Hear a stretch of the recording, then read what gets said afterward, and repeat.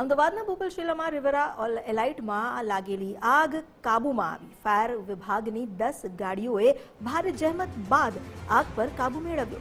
હાલ ફાયર વિભાગે બિલ્ડિંગમાં કુલિંગની પ્રક્રિયા શરૂ કરી છે. ફ્લેટના સી બ્લોકના 3જા માળે શોર્ટ સર્કિટને કારણે આગ લાગી હતી.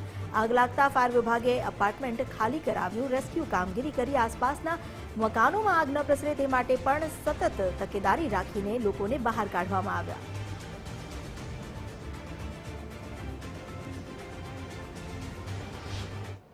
અમદાવાદના શેલા વિસ્તારમાં આગની ઘટના સામે આવી રહી છે. મહત્વનું છે કે મોટી આગ હતી જેમાં ફાયર વિભાગ દ્વારા રેસ્ક્યુ કરીને જે લોકો ફસાયેલા હતા તે લોકોને બહાર કાઢવામાં આવ્યા હતા.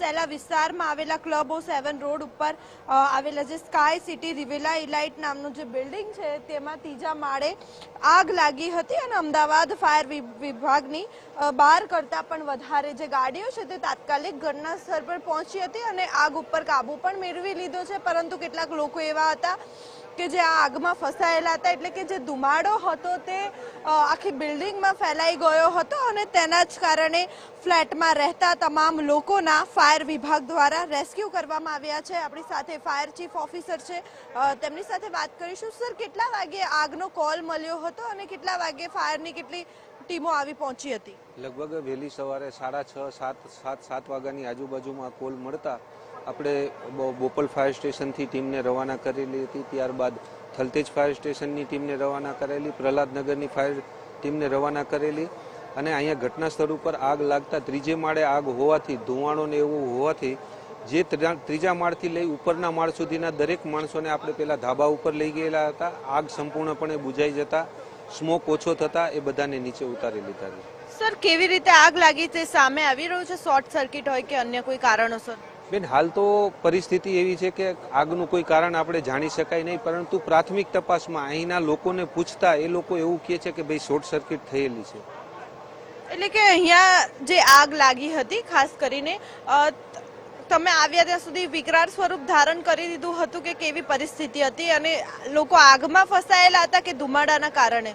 બેન, આગમાં કોઈ ફસાયેલું નહોતું, બધા માણસો બહાર નીકળી ગયા હતા, પણ ધુવાણાના કારણે 3જે માળેથી નીચે આવી શકે એમ ન હોવાથી આપણે એને ધાબા ઉપર લઈ જઈને જેથી કરીને ખુલ્લી હવાની અંદર શ્વાસ લઈ શકે, ધુવાણો એમને કાંઈ ઇફેક્ટ ન કરી શકે એ માટે દરેક માણસોને આપણે ઉપર ધાબા ઉપર લઈ ગયા. ફાયરની 10 ગાડીઓ હતી, ફાયર ફાઇટિંગ માટેની ગાડીઓ હતી અને 8 અધિકારીના વ્હીકલો અહીંયા સ્થળ ઉપર છે. ટોટલ 18 ગાડીઓ હતી.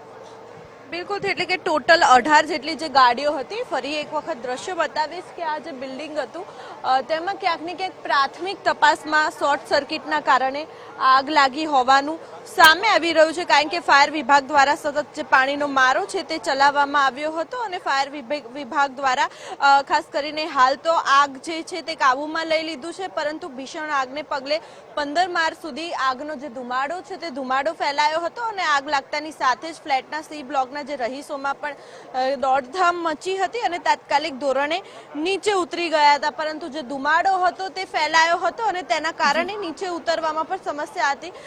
જી.